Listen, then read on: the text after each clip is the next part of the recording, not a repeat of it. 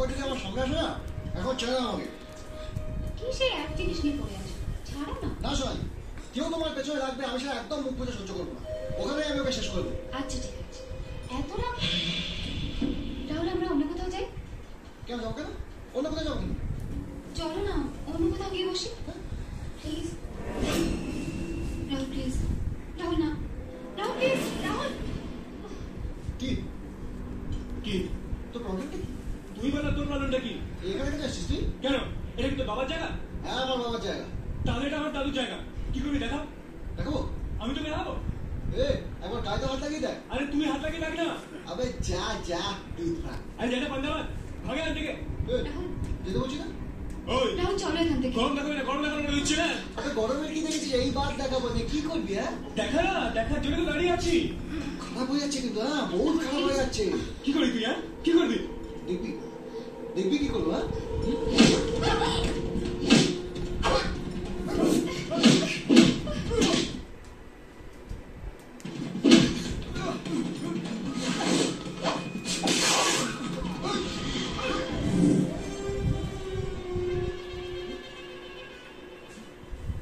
শুধু মুখেই হ্যাং করে না।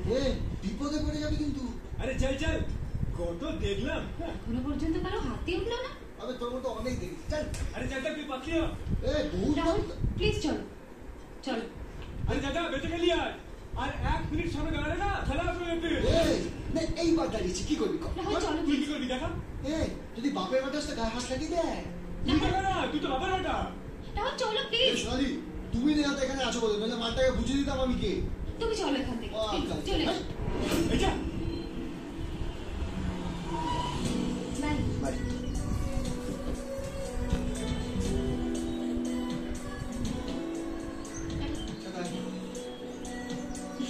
ওকে টাটা।